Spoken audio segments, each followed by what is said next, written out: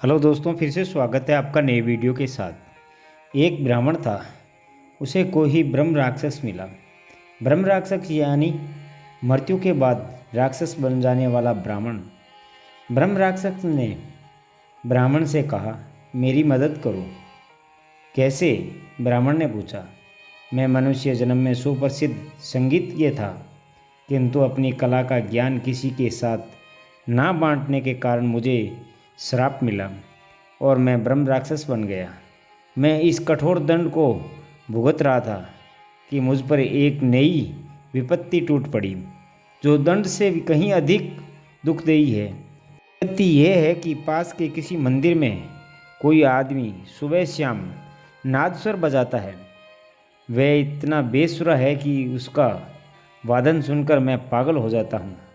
प्रतिदिन उस बेसुरे वादन को सुनना मेरे लिए नरक की यातना से भी अधिक कष्टप्रद है।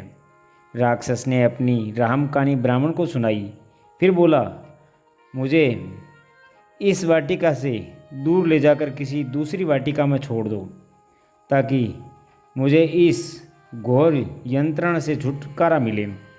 मैं तुम्हें भरपूर इनाम दूंगा। ब्राह्मण मान गया और उसे दूसरी वाटिका में ले जाकर बैठा दिया। नए ठिकाने पर पहुंचकर राक्षस की पाँचें खिल गई। तब उसने ब्राह्मण को एक तरकीब सुनाई। उसने कहा, मैं मसूर की राजकुमारी के शरीर में प्रवेश कर जाऊंगा और केवल तुम्हारे कहने पर ही उसे छोड़ूंगा। जैसे ही तुम राजकुमारी की बीमारी का समाचार सुनो, तुरंत मसूर पहुंच जाना। वहां राजकुमारी का उपचार करना और राजा से मुंह मांगा पुरस्कार प्राप्त करना। लेकिन हाँ, उसके बाद तुम मुझे कभी तंग मत करना। सब कुछ योजना के मुताबिक हुआ। मसूर के राजा ने ब्राह्मण को बहुत सा इनाम दिया, किंतु थोड़े दिनों बाद उस ब्रह्म राक्षस ने कुरुविताकुरम की राजकुमारी के शरीर में बसेरा कर लिया। मसूर के राजा की सिफारिश पर वहाँ के राजा ने उसी ब्राह्मण को बुलाया।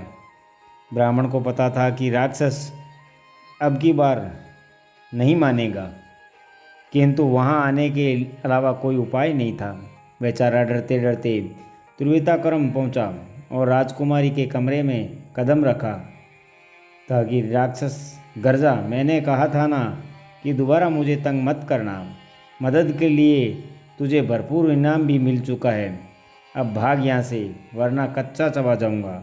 ब्राह्मण ने झटपट सोचा कि दृढ़ स्वर में बोला, भागना तो तुम्हें पड़ेगा यहाँ से। अगर नहीं गए तो उसी नादस्वर वादक को यहाँ बुलाऊंगा और उसे आदेश दूंगा कि इस कक्ष में बाहर नादस्वर बजाए। केवल सुबह और शाम नहीं, बल्कि सुबह से शाम तक। इतना सुनना राक्षस की मुँह से चीख निकल पड़ी।